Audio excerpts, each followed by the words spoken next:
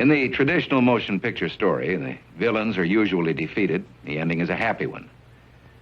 I can make no such promise for the picture you're about to watch. The story isn't over. You and the audience are part of the conflict.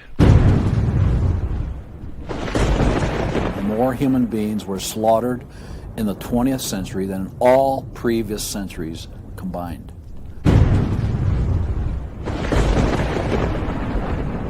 We're talking a congressional record, 135 million dead. Their entire purpose was to detach our culture from any moral anchors whatsoever. You look at the changes in America since 1960, perhaps. The whole culture's been transformed. They're coming out of the belief that the village should raise the child. And the village means the government. They have deliberately destroyed the American family, understanding that's the foundational block that builds a society.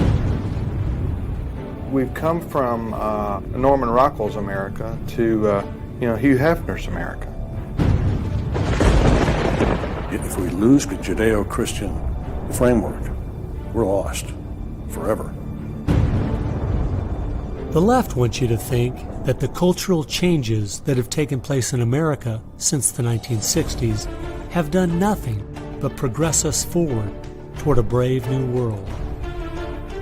They look at what holds society together, they understand it, but they don't want that. They want change, and they will subvert and rot every good and decent thing we believe in, because they have a vision for a new society, and that must mean the replacement of the old society. This film will show that the brave new world they seek is nothing more than the failed policies and ideologies of the communism that enslaved over a third of the world's population during the 20th century. It will show that most people on the left aren't communist, just the useful idiots Lenin spoke of, being used to promote a socialist agenda, which is the first and necessary step toward communism. They basically try to say that the state itself is ultimate, that there's nothing, no law higher than the state, and if there's no law higher than the state, there's no appeal against it. History has proven beyond any doubt that the free enterprise that freedom produces provides more for anyone willing to work than any other system. So why would the left still be pushing their socialist agenda on us? I mean, it's really just microwave communism. There's only two possibilities. They're either ignorant or they're evil. From my investigation over the last 2 years into what has caused America's drastic decline, I'm sorry to say the left won't be able to use the ignorant card. They've left too much evidence of their agenda in their books, articles, and speeches. No, America has an enemy that is getting very close to accomplishing its plan of destroying the greatest country in all world history. Once people figure it out, they're going to do what people everywhere do. They're going to start protesting, and they're going to start revolting. And when that happens, that's when the powers that be feel threatened, and they use the power that they have.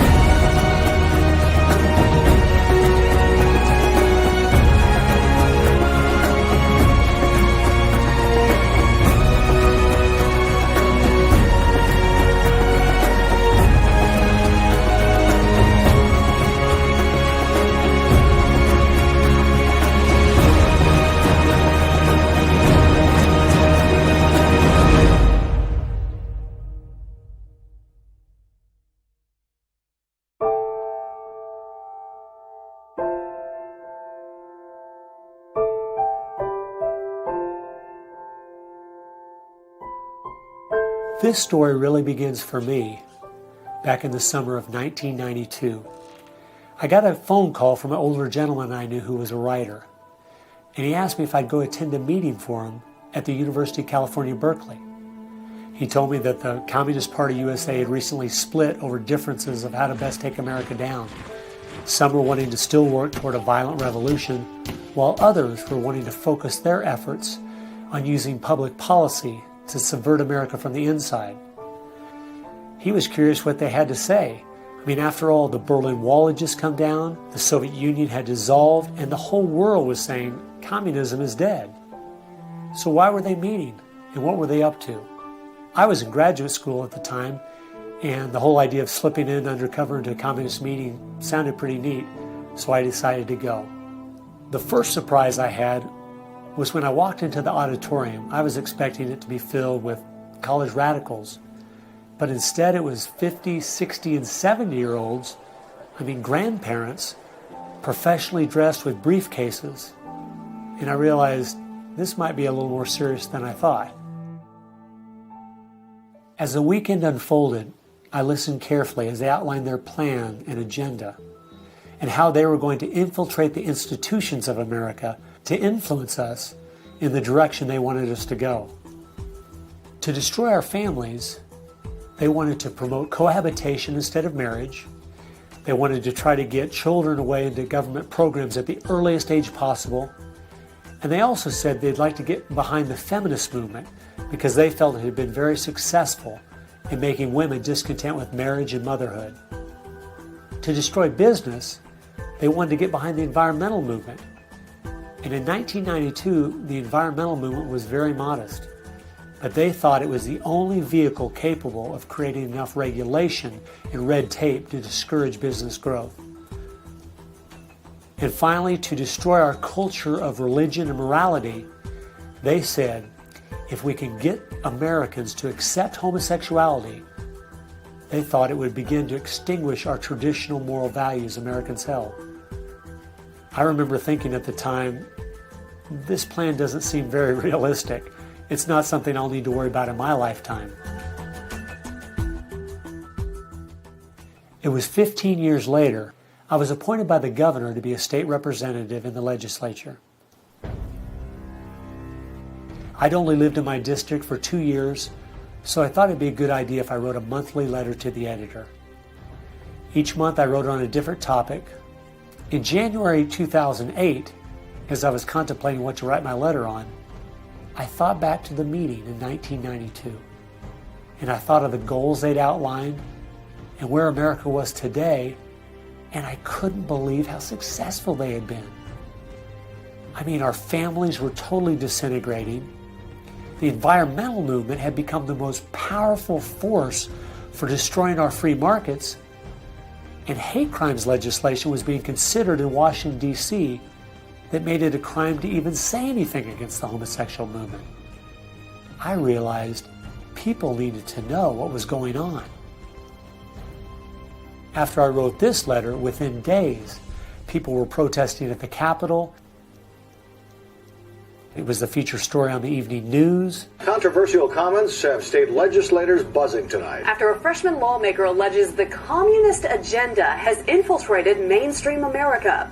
It's the big story, live at 6. And over 40 letters to the editor had been printed in response to what I'd said.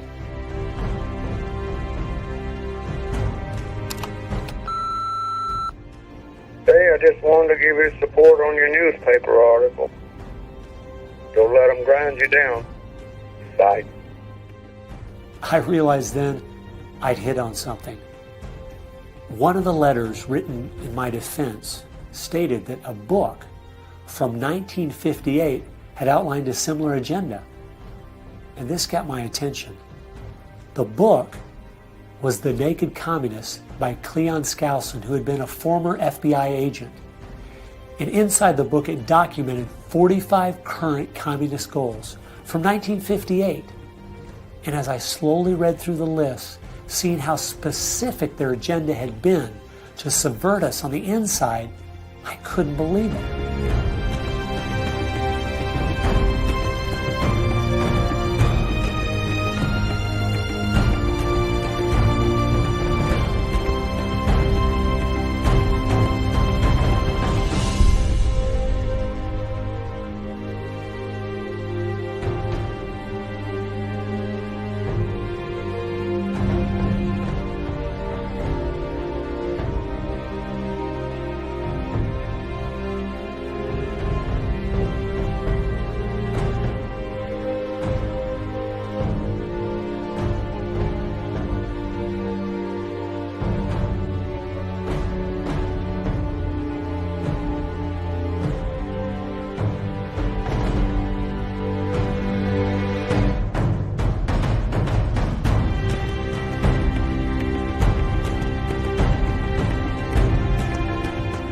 they'd accomplished almost every single one of them, and nobody seemed to be noticing.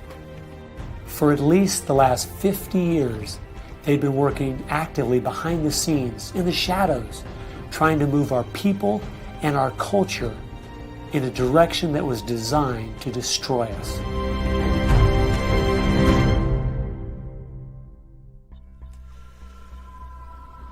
Someone needed to find out the truth of what had happened to our country. Could all of these very specific goals have been accomplished by accident? Or was there something there, under the surface, intentionally rotting away America's culture? I decided to go and get the facts from some of my favorite writers and speakers around the country. These are a few of the questions I asked them.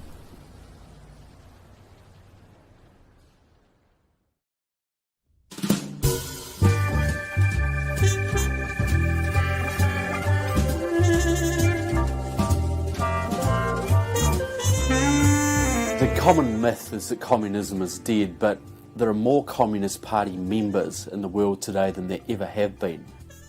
One of the things the communists are doing worldwide is not using that name. And so what we have is people with some of the same ideas masquerading in the United States under a variety of names. They're even trying to get away from the word liberal to describe them, and they're trying to call themselves progressives.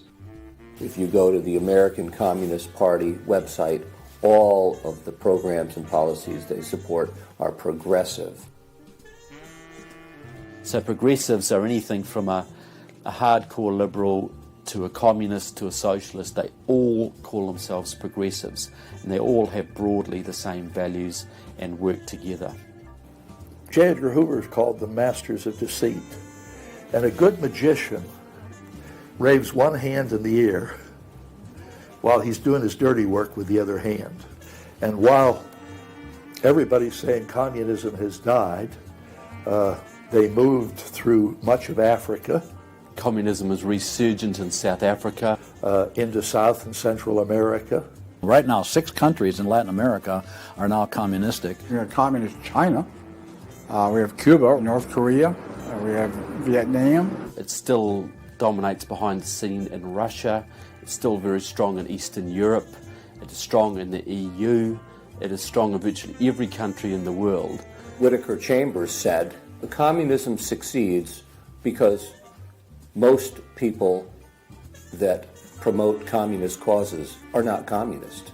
The useful idiots, that Lenin called them, it gives it an air of legitimacy it would never have if it was identified with communists and communism. So why has it been so easy for them to get people on the left who aren't communists to push forward their agenda? Once I looked at the political scale, it all started to make sense. On the far left, you have 100% government, and on the far right, zero government. Anarchy is no government and doesn't make sense at all. On the far left, you have socialism, communism, and Nazism, all systems that have a socialist form of government with only slight variances between them. Traditionally, Republicans were slightly to the right of center, and Democrats were slightly to the left. In recent years, though, through the radical influence of the media, Hollywood, and the multitude of Marxist professors in our universities, both parties have slid to the left, with the Democrats going so far they have openly joined hand in hand with the radicals. That's why they all work together. All the groups on the left now have the same goal, a socialist America. I thought we were over communism. I thought, okay, we won that battle. The Berlin Wall came down. Ronald Reagan won the day. We've got to look and see how he fought this, because we're fighting it again on American soil. Not hostilely attacking us like we feared in the Cold War. It is from within. And it has no opposition. None. And that's the frightening thing.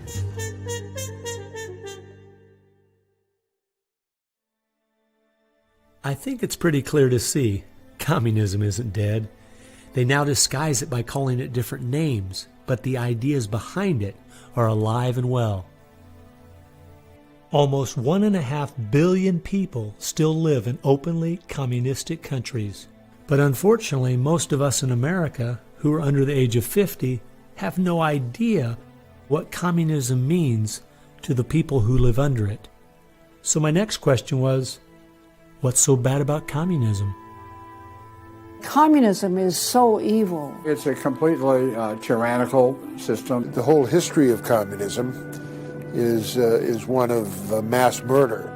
Tens of millions of people brutally murdered by the communists. The mass murder of more people in times of peace in all the wars of history combined. Each of those countries where they have taken control, millions have been murdered. When you're asking for what is the legacy of Marxism, it is the greatest killing machine in all of human history. We're talking a congressional record, 135 million dead due to communism. I think the real number is probably, when you add in abortions, over 500 million. The rulers lived rather well, and at the same time you had all kinds of people who were enslaved, put in prison, oppressed, so you had really the opposite of what they claimed was going to be the result of their revolutionary activities. You would think that if the 20th century was the most murderous of centuries, everyone would say, let's find out why. And the truth is, you can't even ask the question. It is verboten to ask the question because the ideas that brought about that mass murder are still being taught in our public schools today. I think one of the reasons this has happened is because there's so much confusion surrounding the word communism. Technically speaking, communism is simply the final phase and goal of socialism. And socialism is best described by two words: big government. Government controls almost everything, and they use this power to take things by force from one person and give it to another. The liberals in America sincerely believe that this isn't evil at all. It is what will finally make things fair and just. There's only one problem that pulls some of us away from this wonderful utopian vision: history. From history we see that whether it was Hitler's National Socialism or Stalin's Soviet Socialism, socialism by whatever name and in all its forms is the ultimate evil. Sooner or later, it destroys everything in its path: law, morality, family, prosperity, productivity, education, incentive, and finally life itself. The problem with socialism is that it creates the conditions for a Stalin or a Hitler to come to power.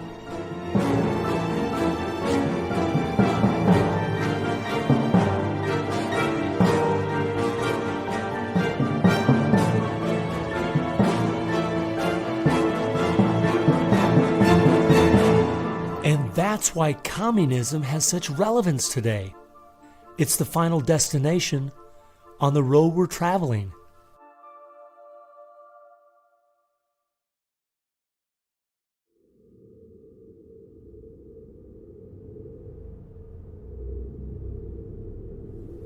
Friedrich Nietzsche tried to convince the world that God was dead. Charles Darwin tried to prove that humans are simply part of the animal kingdom. And Karl Marx realized that the philosophies of Nietzsche and Darwin would legitimize his own philosophy of communism. He knew their ideas would justify the brutality and slaughter that would be necessary to implement communism worldwide.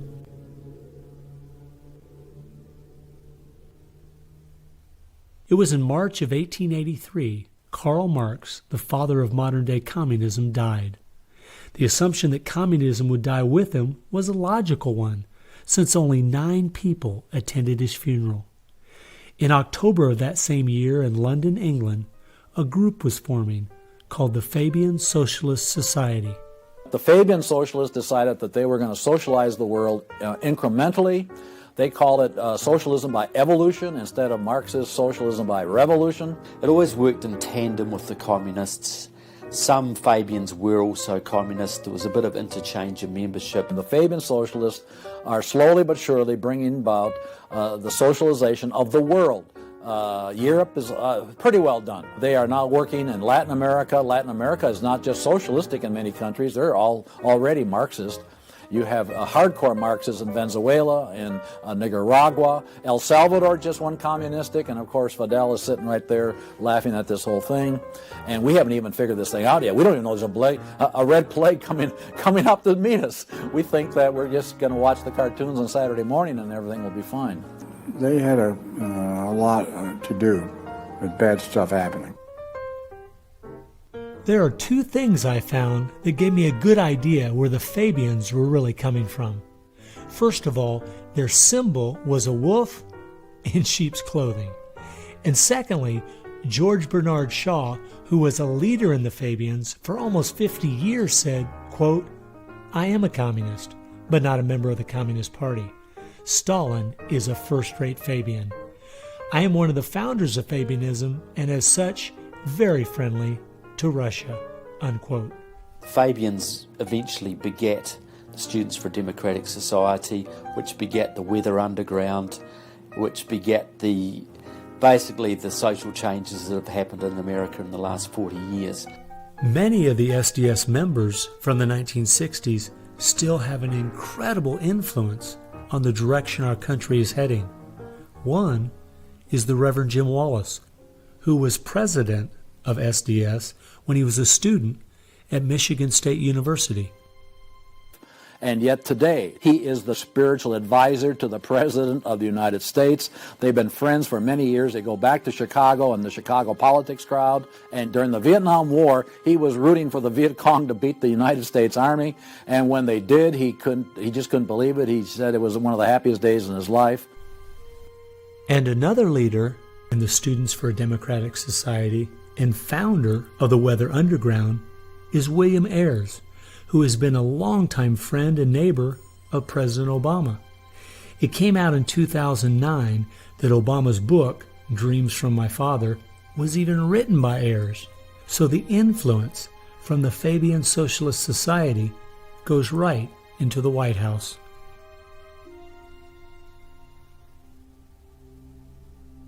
The next group I found that has seriously impacted America's culture is the Frankfurt School.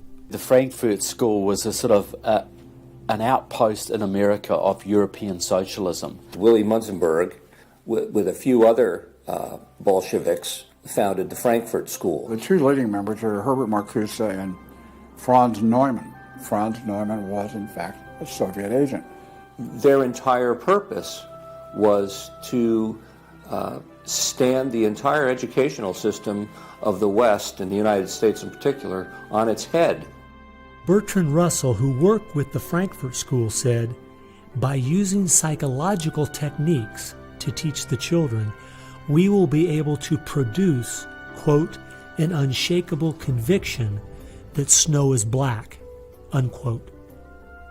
They established a school here. With the help of John Dewey. He helps bring these German intellectuals to America in 1933, drop them down at Princeton, Berkeley, Brandeis, to go after education and media. Included in those goals were the teaching of homosexuality and sexuality to children, the promotion of excessive drinking, and destruction of religion in the United States. That was a big one. And they basically started the social rot. Willy Munzenberg said, "We are going to make the West so corrupt it stinks." I love spending time with my family, July 4th, baseball, and apple pie, and my mind can't even comprehend that there were groups of intellectuals back in the 1930s plotting and planning how they could make America so corrupt it stinks.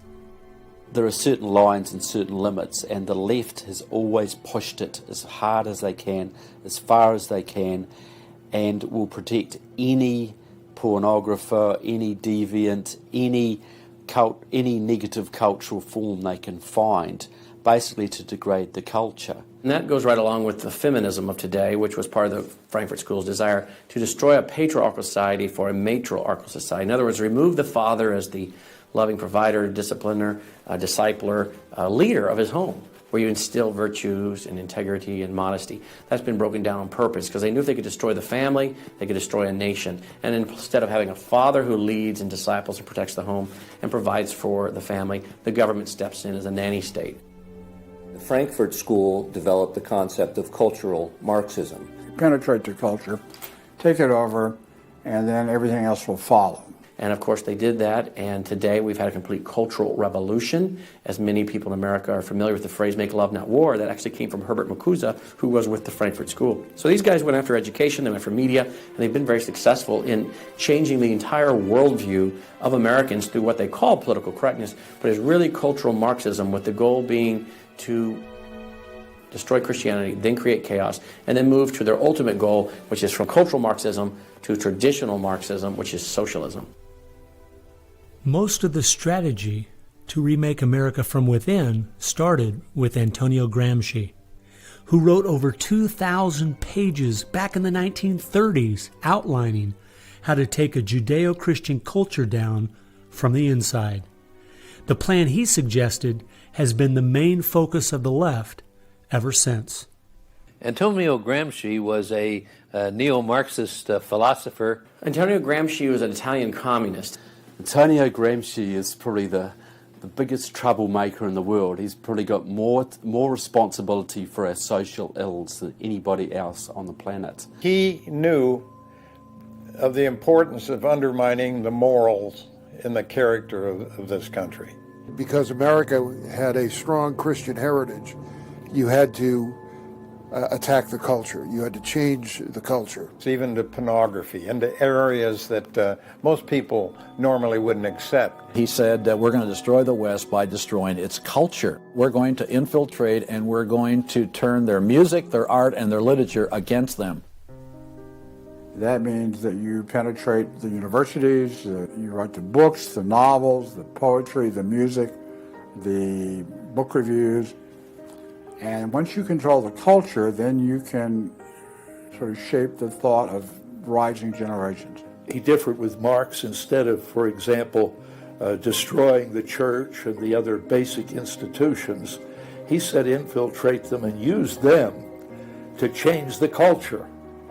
What Gramsci had to say was that this is the way that government is perpetuated and society is perpetuated is through these churches, because they set the standards, they set the framework of the way people live, of rules, how families should be structured. He didn't want a revolution on the streets that would be overturned by the police the next day. He wanted to change society over the long term so that we'd have a revolution without us even realizing it, basically. And the communists have been very effective in promoting their ideology in Hollywood, in the mass media. And I think he was quite right. I think that's exactly what has happened. I think that's where it's worked. I think it's working that way now. And that's where a lot of these people come from. And that's been the big success story of communism in the last 50 years. It's the professors, it's the educationalists, it's the journalists. They are the shock troops, the Gramscian shock troops of the future. And one of Gramsci's all-star disciples, Saul Alinsky, became one of the most influential radicals of the 1960s. Well, Saul Alinsky was a prominent radical in 1930s Chicago. He worked closely with the Communist Party. He used to go down and train at the rifle range with Leon Dupre, who was later a mentor of Barack Obama. And they used to train to shoot because they knew the revolution was just around the corner. But that didn't come, so he got a bit more subtle. Well, Saul Alinsky called for a community organizer to stir things up, to create agitation. In fact, he said, you'll be accused of being an agitator, and that's exactly what you are. He wanted the haves and have-nots fighting with each other. It wasn't until I was watching an old film from World War II that I realized what the left has been doing in America to pit the poor against the rich, blacks against whites, and the young against the old, is the same tactic Hitler used to disunify Germany. You see, they knew that they were not strong enough to conquer a unified country. So they split Germany into small groups. They used prejudice as a practical weapon to cripple the nation. Remember that when you hear this kind of talk. Somebody's going to get something out of it, and it isn't going to be you. And they use the conflict as justification for more government to stop the chaos. So they create the chaos, and then they step in as a solution to the chaos. And as Francis Schaeffer said, once this chaos comes, most people will willingly give over to an authoritarianism because they don't want the chaos. His book was kind of the field manual, if you will, for these activist organizations. Which President Obama studied and taught at a workshop for 4 years in Chicago as a community organizer for ACORN. As I was reading through Rules for Radicals to see where he was coming from, I just happened to take a look at the dedication in the front of the book. And this is what I saw. Quote, "Lest we forget at least an over-the-shoulder acknowledgement to the very first radical, the first radical known to man who rebelled against the establishment and did it so effectively that he at least won his own kingdom. Lucifer." Unquote. Saul Alinsky from Antonio Gramsci has had an incredible amount of influence on our president and on our society, and he dedicates his book openly to Lucifer, Satan. I think that says more about where their ideas and plans are based than anything else. You asked what Saul Alinsky's impact is on the leftist movement today, and it basically defines it. It defines it. Saul Alinsky took the best of Gramsci and the best of the Fabian socialist ideas, combined, repackaged, and sold them to the 60s radicals. After studying Alinsky, Richard Cloward and his wife, Frances Fox Piven, came up with what is today known as the Cloward-Piven strategy. Now, their idea was basically that to destroy society or destroy capitalism per se, they needed to overload the system. The idea was to get everybody you possibly could on welfare, to get everybody you possibly could basically milking the system in some way or another. It was called the crisis strategy, and it became very well known by activists and radicals in the 60s. They published an article in the May 1966 issue of Nation magazine called The Weight of the Poor, in which they outlined their strategy. Rathke read that article, and Rathke ended up starting what we now know today as ACORN. And of course, Cloward and Piven had been studying Saul Alinsky. So Antonio Gramsci gives us Saul Alinsky. Saul Alinsky gives us the Cloward-Piven strategy, this husband and wife that said, hey, let's collapse the American economy by implementing so many entitlements, so much of a welfare state at collapse. Rathke studied the Cloward-Piven strategy. He starts ACORN. And of course, ACORN gave us Obama. And to show what a small world it is, Wade Rathke, who started ACORN, was the draft resistance organizer for SDS, the group the Fabians started. They've used that strategy ever since to expand voting rolls, to expand welfare rolls wherever they can, basically just to overload the system, to increase the tax burden on the middle class, and basically bring capitalism one step closer to destruction. I guess we shouldn't be surprised that we still have open borders, that so many people are dependent on the government, and that the left keeps pushing these programs when all they've done is tear apart the black families in America and create generational cycles of poverty.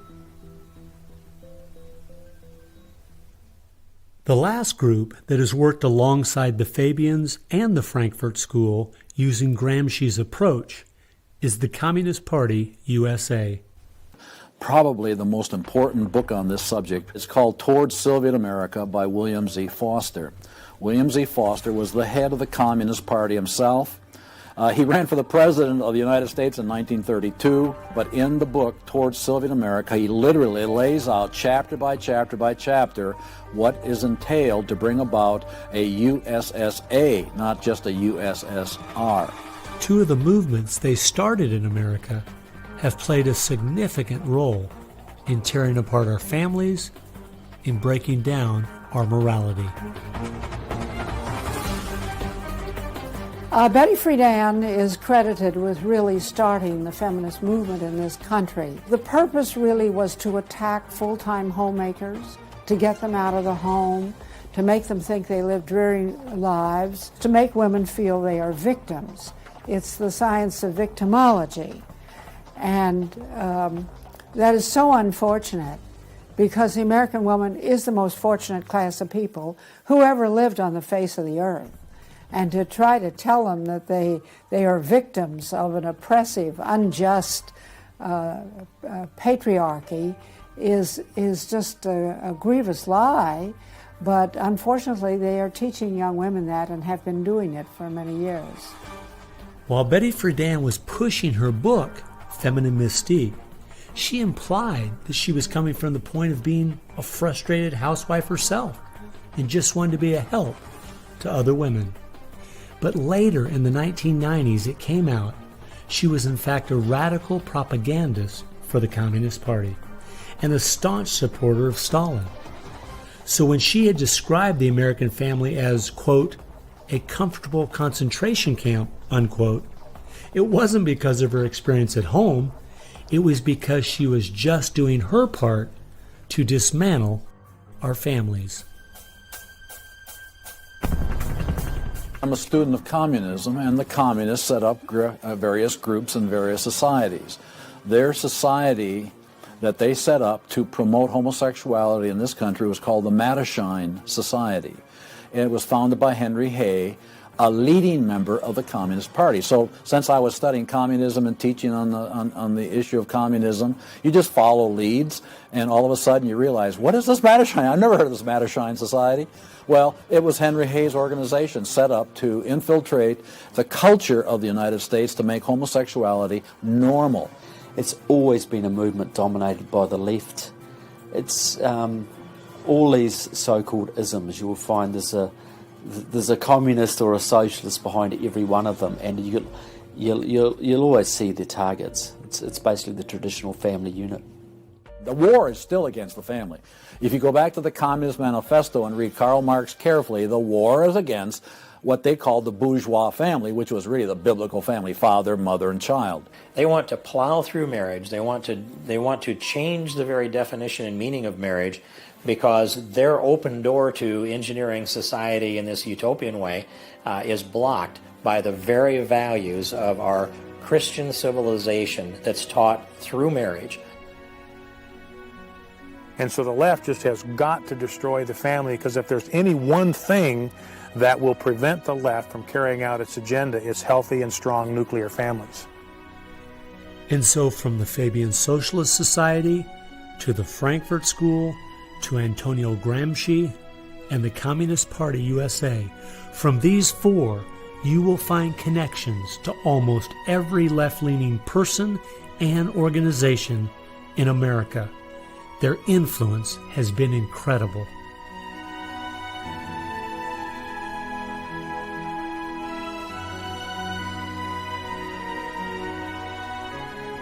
It was in the 1960s all the groups on the left seemed to realize Antonio Gramsci was right. In a Judeo-Christian society, you will never be able to persuade people to rise up in a Marxist revolution and start killing each other off. The only way to take the culture down is through penetrating the institutions of influence to change the people from within.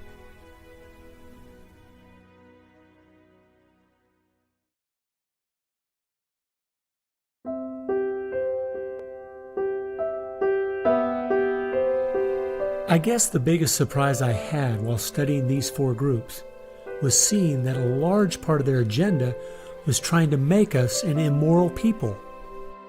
The communists knew in the 1930s and since that time, and the leftists know today, that if you can break down the cultural traditions, the basic rules of morality, then it's much easier to move people in different directions that are counter to the good of society.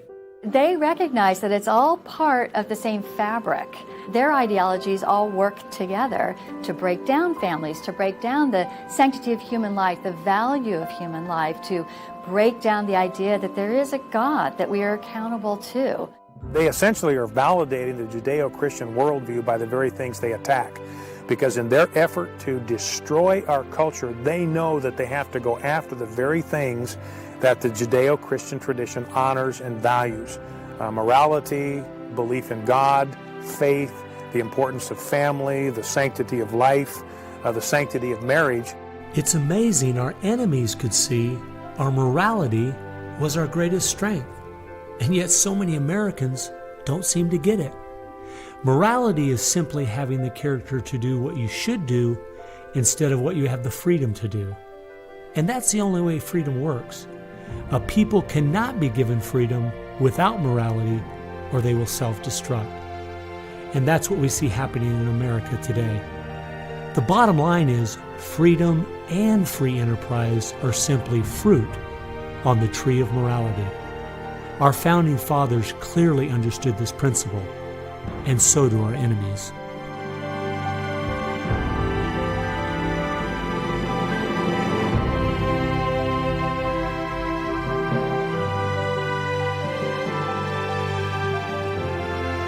There is an important fact we need to face. If we had Ronald Reagan as president, low taxes, and a strong national defense, the ship certainly wouldn't be sinking as fast as it is now, but it would still be sinking. A booming economy doesn't take care of the major problems we face. 50% of all marriages end in divorce. 40% of all children born out of wedlock. Over 3,000 women a day aborting their babies. 19 million new cases each year of sexually transmitted diseases. Schools that teach the children everything is relative. There is no right or wrong. And the list goes on and on. I recently read in our local paper that over the last 12 months, almost 7% of all high school students in my state tried to commit suicide. Our society is falling apart, whether we want to admit it or not.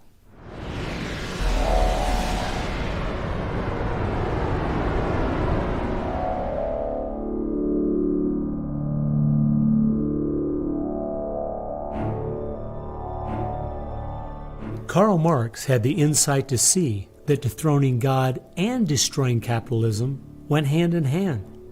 As you attempt to dethrone God by erasing the morality in a society and destroying his institutions, the family and the church, you are destroying capitalism. Because as the families fall apart and the church loses its influence, society starts to crumble. And then government has to expand to pick up the pieces. The question, as Whittaker Chambers put it, was God or man? God or man? Karl Marx was an atheist. Marx's philosophy was that people existed for the benefit of the state. What Marxism did and does, and all the other isms of the modern era, is to try to dethrone God by deifying man. You have to discredit God. He's your competition. The 20th century ushered in several ideologies that sought to devalue God and elevate man. Communism, relativism, humanism, they all deny that there's a God, and they claim that by doing so they're really elevating man. But if you look at how each of those philosophies end up working out in real life, there are always some classes of human beings that don't deserve the same value or rights as anyone else. To turn it around, to believe in freedom, the way we have been raised, you have to believe that there's something precious about every human person. And of course, that's from the Bible. Imago Dei, we are all created in the image of God. Therefore, every human being is entitled to respect and dignity and freedom, and that is distinctive to biblical religion. You don't find anywhere else. Almost all the ideas that have made America such a unique and great country our founding fathers got straight out of the Bible. I guess that's why the left only has a problem with one religion, biblical Christianity. They never complain about separation of church and state when it comes to Islam, Buddhism, Hinduism, or any of the other religions. In fact, a couple years ago, the Dalai Lama came to my town, and during the school day, at taxpayers' expense, thousands of our local school children were bussed in to hear him talk. I wonder if they would ever do that for someone like Billy Graham. No, they must destroy the Bible's influence in America so they can step in with big government in its place. It's an age-old question. Are we going to believe in God, or are we going to play God ourselves?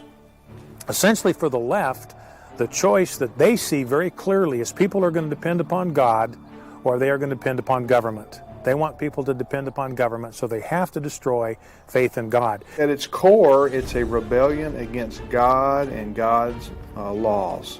And that's what the battle is about. That's what the assault is on. That's why Christianity is a target. And that's why we saw the gulags in the Soviet Union. We saw the concentration camps in Nazi Germany.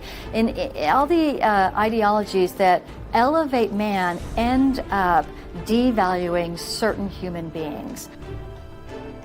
Dictators of the left, Hitler, Stalin, Mao, Castro, and all the others, always have come to power by acting like they're going to change things to make it better for the people. Yet history has shown us the devastating results that have happened every single time. There is no example in history of big government that didn't abuse its power over the people. But people who have believed in the God of the Bible and that our rights are a gift from Him to everyone have always stood up for the preciousness of every human life. You look at those who have fought for true human rights throughout the ages, and it's those that do have a strong faith in God, those who fought against slavery, and those now today who are fighting for the sanctity of human life. Like the Declaration says, we hold these truths to be self-evident, all men are created equal. Aristotle didn't believe that. He said, no, some people are born to be slaves, and some other people are born to rule over them. And the reason that you and I know different, and it's not because we're smarter than Aristotle, he was a smart man. But we have something he didn't have. We have the Bible. And so, therefore, that's where we get these ideas. And from pagan antiquity or neo-paganism or all the modernisms, you get the opposite. After studying this topic for the last 2 years and reading literally hundreds of their books and articles and speeches, I've come to the conclusion, whether the left knows it or not, their plans and goals can all be summed up very simply. They are at war with God. A people that are moral and believe their rights come from God would not only never want what they're selling, but would also never need it. And they know that.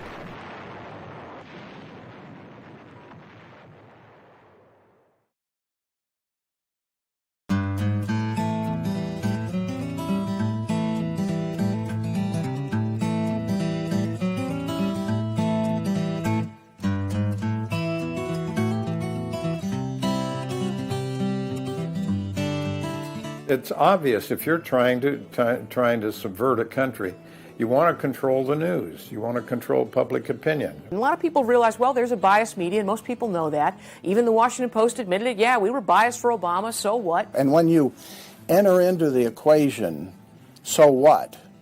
That means the biases, the opinions of the reporters enter into what is news. They decide whether you have a right to know.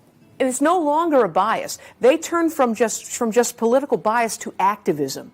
They go to the places that influence, or I should say, where they can have leverage. Generations of journalists have been trained to interpret events, interpret the news, not report the facts, interpret the news. They do not deal in facts because facts aren't effective for them. They have very few facts on their side.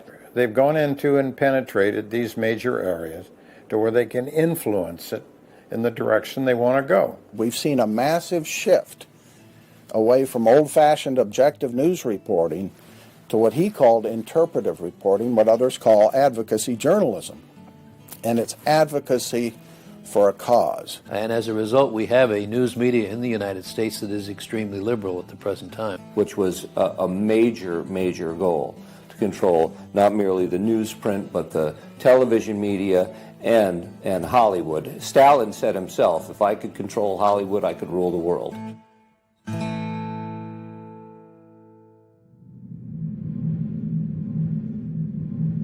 Children are always the first targets of anybody trying to bring down a system.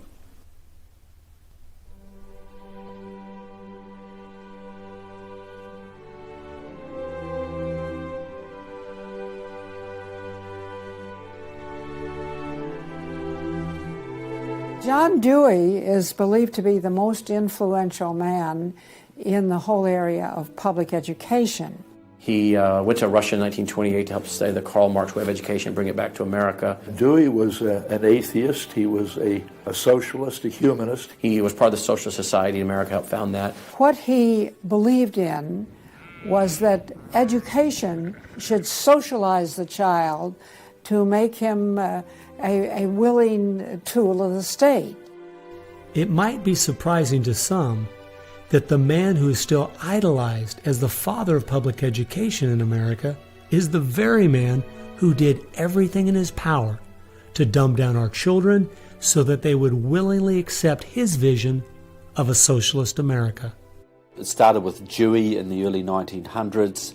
It expanded, really expanded since the 1960s. The hard left gets control of the teachers' unions and the training colleges.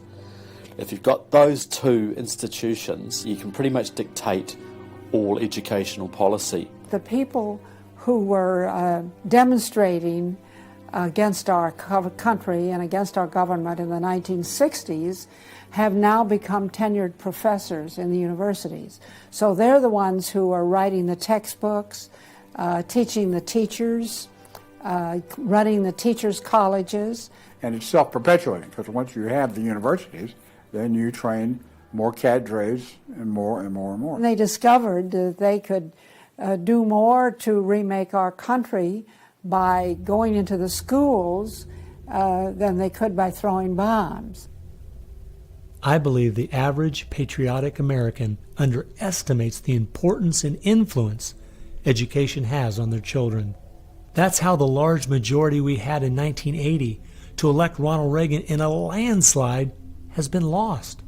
It's not because the other side has had lots of children. No, they're aborting theirs.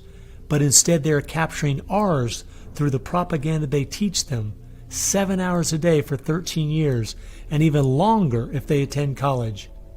We are losing most of our children to the other side because of the anti-American, anti-God, and anti-free enterprise rhetoric they are filled with in the government schools. Government schools are not teaching basic reasoning processes. They're not teaching logic. They're not teaching actual data of history and science and mathematics. And if your education is rather limited, then you're inclined to believe that government can be the solution to your problems. When you look at the desks in the schoolroom, you'll find 4 together, or maybe a table, they sit around a table.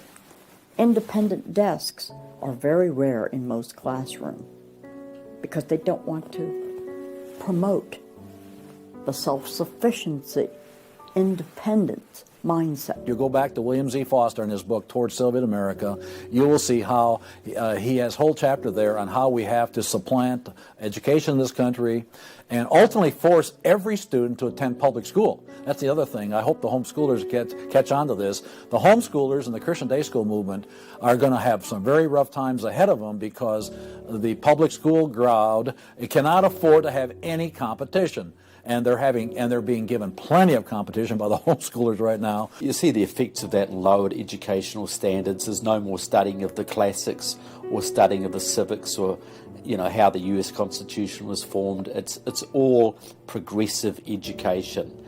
It's all based on the identity politics, the isms, the current trendy isms, environmentalism, racism.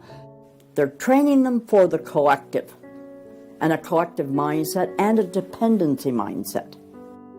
And it seems that they, again, want to have people be uneducated, so then they do become wards of the state. They're dependent on the government to provide everything for them. It's under 10% of kids believe that there is an absolute right and an absolute wrong. And why are we surprised? We've sent our kids into this government system that indoctrinates them, that teaches them about tolerance and diversity and multiculturalism, and not about reading, writing, and arithmetic, not about what our founding fathers had to say. It's consequences. Few would argue that the education the children are receiving in the public schools is pathetic at best. But with the amount of tax dollars we spend each year, over twice as much as it would cost to send the students to private school, why do we allow this to continue?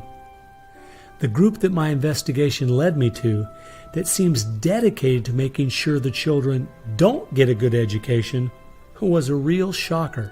The schools are pretty much controlled by the Teachers Union, the National Education Association. If you look at their platform and goals, you would think they were a socialist or almost communistic organization. They are for the entire feminist agenda, starting with abortion on demand, tax-funded abortions. They're for the whole gay rights agenda. They're for the whole globalism agenda. They are extremely anti-parent. It is an effort to get the children to abandon the values of their parents. National Education Association has no patience, tolerance, or use for traditional teachers. They're looking for people who want to be agents of change. They want to throw out all the lessons of history. And really it's an attempt to then impose their own views and ideas onto people, get them to act as activists. If you control those institutions, then you can control everything else. It's all public schools, all for their jobs, and they have gotten behind all of the radical kinds of curriculum that's being introduced. They're for it 100%. They've had a tremendous effect on public education. It's not positive. We also see immorality being promoted through our schools. The kind of sex ed curriculum that is being used and paid for with our tax dollars would shock most parents. I think one of the main problems we face is parents naively thinking that the schools are the same today as they were when they were young. They don't realize there is a battle going on in this country for the hearts and minds of our children. The game is between 15 and 25 years of age. That's the whole game. If you're over 25, the chances are they're going to put a few pennies towards you to corrupt you. But their game right now is to corrupt the 15 to 25-year-olds or less. And right now they're down in the first grade with Heather Has Two Mommies, Daddy's Roommate, Gay Pride Parade, and now by 8th grade they'll pass out condoms in school colors because that's so patriotic. And it's perfectly obvious that you get a hold of the child early, you can change his values away from his parents' values and get him to follow you. And they're very open about saying that. The National Education Association has passed resolutions saying they want children from birth. Isn't that interesting? The Communist Manifesto also thought the state should take control of children at birth. The left has always been good at disguising their real agenda by coming up with phrases made from words we are very familiar with, but then giving them new definitions. Social justice is the current phrase of choice and is being used to teach children the failed Marxist ideas of yesteryear are what they should strive for today. We see social justice curriculum today, which is the buzzword for communism, socialism, Marxism, which Bill Ayers is teaching. It's in many of our colleges, and the social justice curriculum is being taught in high schools all over the nation. Justice is good. If you then start calling it something blank justice, then you're modifying it. And what it really means is, I think, taking from one group of people and giving to another group. So I would call it socialisms. and it's used to break down the differences between the way things are done and the way it should be done.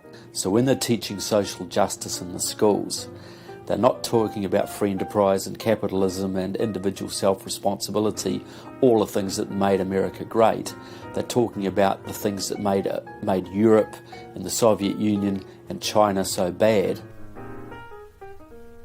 The longer we allow our schools to teach the children that America has so many faults it's not worth saving, instead of the fact that even with its faults, it is the greatest country that has ever existed, the less chance we have of ever turning our people back from the dead-end road we're currently on, a road that promises to give us a perfect world if we'll only give up our sovereignty and our freedom.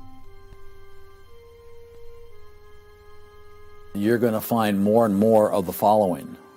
This is now called a world pledge. We no longer want the Pledge of Allegiance to the flag of the United States of America because that is considered nationalistic. And of course the socialists, communists, and the Marxists and the extreme left wing in the country want nothing to do with it. I pledge allegiance to the world, to care for earth, sea, and air, to honor every living thing with peace and justice everywhere. This came out, first of all, in Superior, Wisconsin. So Superior, Wisconsin was their guinea pig, and there was very little said against it, and so it would then go to the next and the next and the next, and before long you'll have the whole school system standing up saying, I pledge allegiance to the world instead of I pledge allegiance to the U.S. The public schools right now, if you'll read Towards Soviet America, have nearly accepted every item that William Z. Foster said we needed to place into the public school curriculum. And we're seeing the results. You know, people are not as informed as they once were. They think in different ways, and they think in the way that the left intends them to think. Antonio Gramsci realized that if you can take over the institutions in a culture, you will be able to use those to influence society to create the socialist man you want. I think the most brilliant part of his plan was that he realized you could not only create a man that wanted big government to take care of him cradle to grave, but, and this is the genius of Gramsci, you could create a man that needed big government to take care of him cradle to grave. A man so dumbed down and so minimized in society, he wouldn't have the intellect or character to take care of himself. The reason this is so deadly for America is that once we have a certain percentage of the population in that category, our limited constitutional form of government is no longer possible because too many people won't be able to exist in that framework. We are approaching that tipping point rapidly.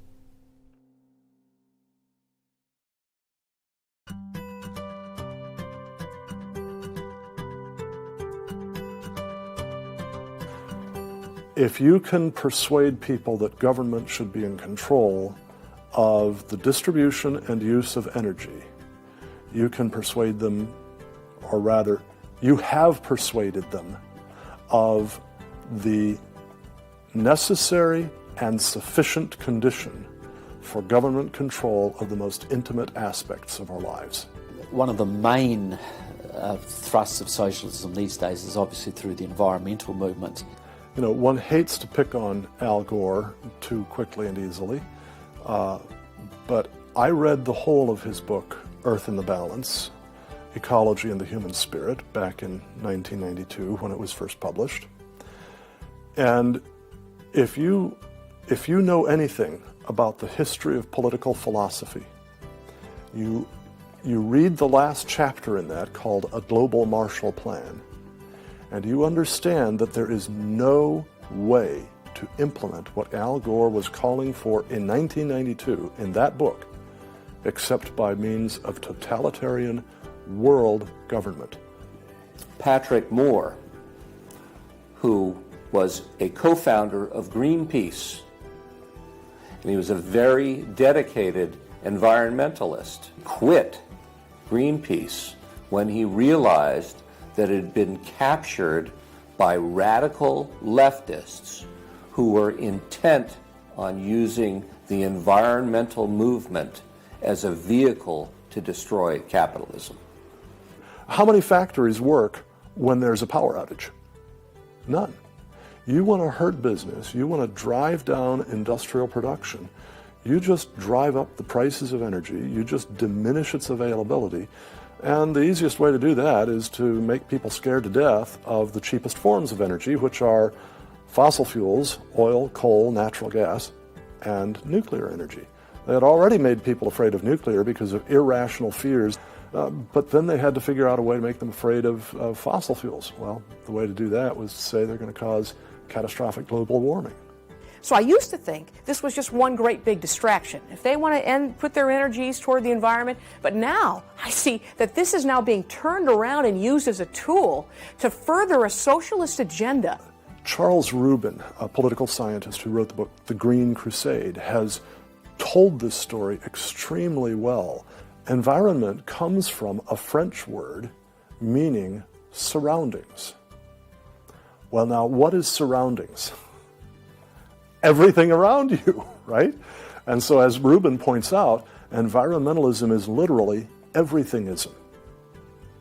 And so, if you were a socialist committed ideologically to the notion of government having control of everything about our lives, and you saw that you were losing the contest in terms of the creation of wealth and its distribution to capitalism, you had to find some other basis on which to promote your vision of government and to pursue its implementation. Environmentalism, or everythingism, was the perfect card. In December of 2009, when the ClimateGate scandal broke open and it became public that even the leaders of the movement knew the whole global warming idea was a farce, it wasn't them just having bad data. We as Americans knew once and for all that this movement was simply part of their agenda. It's my guess that regardless of the evidence that comes out against them, they will not let this tool they have waited the last 100 years for go to waste. A tool that gives them the absolute power and control they want, but allows them to get it under the guise of saving the planet.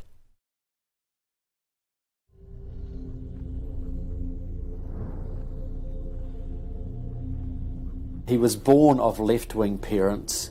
He was mentored as a young man by a Communist Party member called Frank Marshall Davis.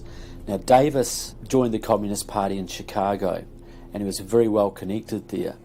So young Obama eventually wound up in Chicago, and he started working with the very same people that had been working with his friend Frank Marshall Davis. All of his associations have been with people that are way left of center, hardcore left. And he's doing nothing more than what is predictable based upon that background. The nicest word for his agenda is the socialist agenda, and we could go on down the line of the other descriptors of the types of an economy and a society that he's building. He's all the things that Gramsci wanted to use for social change. Yeah, he's the epitome of the movement. If you think there's no way that so few could be so effective, consider this. When the Communist Party USA split in 1992, the group that formed was the Committees of Correspondence, and it was their meeting I attended that summer at Berkeley. As I started researching that group, I saw that many of the same people who started or have worked with the Committees of Correspondence and its sister organizations were the same people who were involved with President Obama's campaign and administration. I found file after file on Trevor Loudon's website documenting with footnotes and photographs these connections. The radical left has been so successful they have persuaded the American people to put one of their own in the White House. Socialism and Marxism go together like Mary and Mary's little lamb. The general populace knows very little about what the socialists are up to. If you're going to find socialism, you're going to find the hardcore communists right behind it. One of the main avenues has been through what they call the Congressional Progressive Caucus. 20% of the US Congress are members of this organisation. They have chairmanships of most of the major House committees and are easily the single most powerful bloc in the US Congress. And virtually all of them are tied to either Democratic Socialists of America, the Communist Party USA, or other radical organisations. We're literally at this very time watching what's transpiring and has been going on from the Fabian socialist point of view from 1883 to the present. So these guys don't give up. And they're going at a breakneck speed because they know they've got an opportunity now to change America in a way that can never be changed back. And they're going for broke. The Bolsheviks, they're just waiting in the woods and they're just smiling like you can't believe. You just read the Communist Party USA blog and they just can't believe their good fortune. Every time they turn around, they just can't believe this is happening. They're like me. I'm a Christian conservative and I can't believe they've been so successful in doing this. The left has started multitudes of foundations and nonprofit organizations, many of which are using our tax dollars to grind America down.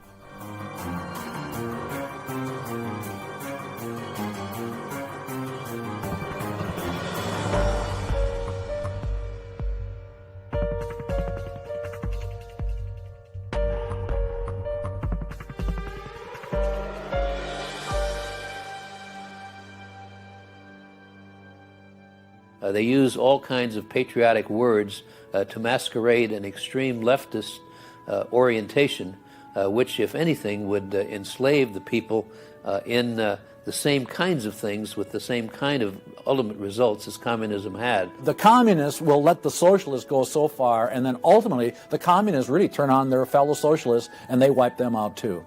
And their attitude, I think, is really probably pretty close. They figure, look, if these socialists betrayed their own country, the chances are once we get in power, they'll betray us too. So they'll figure, let's just rub them out right now. And at a given point, you'll see in the history of communism that they've been very effective in rubbing out their fellow socialists who brought about their socialism before the Bolsheviks and the hardcore communists with a capital C took them over.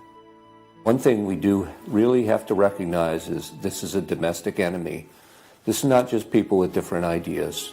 These are not just nice folks who have funny, silly ideas that they will eventually figure out are just not very mature. No, these people are dangerous, dangerous enemies, and they are intent on overthrowing this country and imposing a socialist system that will mean extreme hardship for the vast majority of people in this country. That's true with them constantly seeking to re-engineer society so they reach this level of utopian perfection. Where we, on the other side, we advance the idea that this is about the cause of freedom, and if it hadn't been for Jesus Christ, there never would have been a United States of America, because the inspiration for freedom drove our founding fathers. They were informed by their faith, and I believe guided by the hand of God.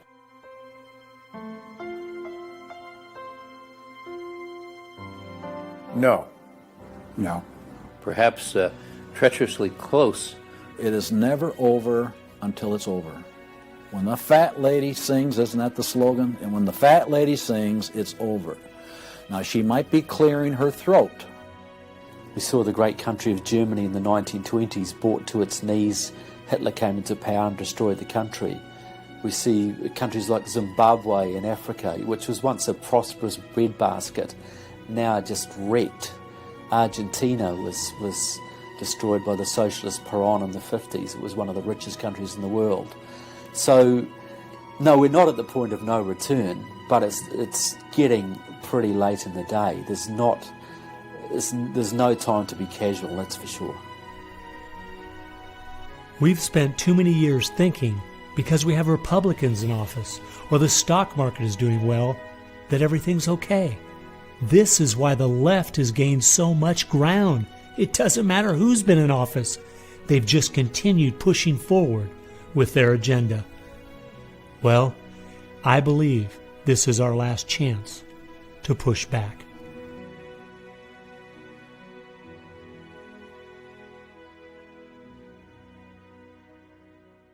If people are looking for something to do, we have our work cut out for us. I believe one of the things that we can do that will have a profound impact in changing America is praying.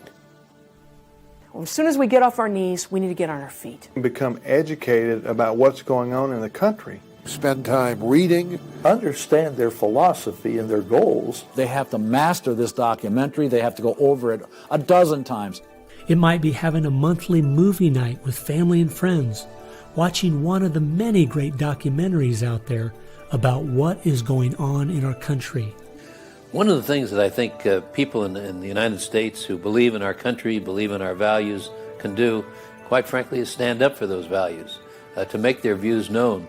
And there's times that you got to speak up, and you've got to call things what they are.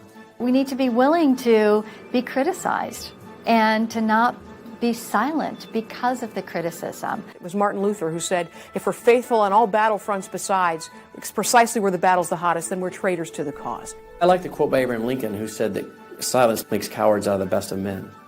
And we got a lot of people that need to be speaking up right now. We have an obligation to speak the truth about the policies that are taking us 180 degrees from God's will. Expand within your church. Expand within the people you have contact. Bring them up to speed and knowledge on what's going on.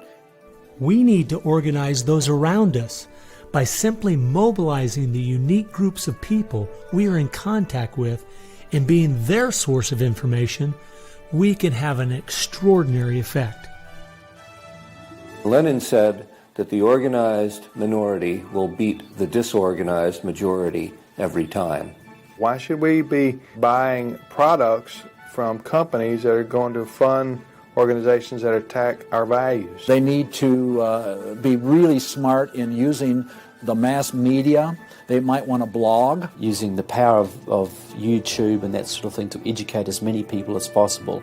A good YouTube video can reach millions of people. And if Susan Boyle can do it, why can't we? If you do the right kinds of things on YouTube that are creative and do them frequently, you can drive a message through society, influencing millions at almost no cost. We need to be the people who graciously but consistently make contact. And express to those folks we elected what we want them to do, and what we believe in, what we think is right. And if they don't follow those things, then we need to make efforts to get them out and get other people in that will. Pick the good ones and stick to them. Don't waste your time on people who won't stand up for their country. All the others are making contact. The people who really want to honor America need to make contact. We also need to be influencing our own families. We've got to teach our own children and grandchildren the difference between truth and error, why they believe the things they do, and the true source of America's greatness. If what we're talking about is true, the most important thing we can do is protect our young, because that is where all of this is leading. They need to get that younger generation under their belt. And more parents are going to have to say, they're just going to have to sacrifice and take responsibility for their kids' education, because that's really where it starts, to impart that belief. The Southern Baptists, we're seeing that 85% of their kids, after they get out of their home, are essentially rejecting their faith, rejecting what they were taught. And of course, I think the reason for that is because their parents didn't have a lot of influence over them. I believe the public schools are the greatest cultural influence in this country. You homeschool your kids or get them in a Christian day school. If there is any way at all, homeschool your children. Homeschoolers out-test everybody. Our children need to be taught from Scripture a properly biblical worldview. That requires time. It requires effort. It requires purpose. Our minds should be the sharpest minds in the world. We need to work within our family to educate our children on what kind of country they live in and build their faith, and then get involved. The left has been working for decades to push us away from God and His laws, and we need to be willing to sacrifice whatever it takes to turn our country back to Him. Throughout our history as Americans, though, there has always been a great price to be paid for preserving, protecting, and defending this great land. The people who built America paid a great price. The people who went to war for our nation, boy, did they pay a price. And one of the American values was we will pay a price for what is right. We will give of ourselves, even if it requires the giving of our lives. That was an American value. That's why it is such a heroic and honorable thing when a soldier defending us pays that price. That's like when you go to Arlington Cemetery in Washington, or the Tomb of the Unknown. You stand there and you say, this is America. We were the people who so believed in these values that it's an honor to stand for, even if it can cost you your very life. One thing I think we do need to remember, though, is that as we look at those we consider to be heroes in the past, they weren't people who just went along with the status quo. They weren't people who were just saying what was accepted at that time in history. They were people who were rising up above the evil that was being committed in their culture at that time. That's why they were heroes, because they weren't like everyone else. Never, ever lose sight of the power of one individual American. They can have an unbelievable magnifying effect just by the very fact they make up their mind to do so. The hope is in this, as Francis Schaeffer said, that as the dull ache of the human soul can no longer be filled with material prosperity, people are going to turn to spiritualism. Will it be pagan spirituality or biblical Christianity? We know, according to the Denver Post, June of 2008, pagan spirituality is doubling in America every 18 months. So we better get out there, because I'll tell you, pagan spirituality and Christianity will both get you to God, but one will get you there as your judge, as your Savior. If we humble ourselves, we fall to our knees, if we seek His face, we pray, and we turn from our wicked ways, then we have a chance for God to hear from heaven, to forgive our sins, and heal our land. And if we are being judged, then we need to use this as an opportunity to show people that this judgment in this life is nothing compared to the judgment that's to come, that's eternal, and really make them understand the importance of fleeing God's wrath by accepting Him, repenting of their sins through faith and repentance. I believe that's the only chance, the only hope we have as a nation. Hope is not found in rhetoric. Hope is found in God, the God of creation. And you know what? Our founders were in covenant with that God. You need a dedicated, informed, praying Christian making things happen and being determined to do so.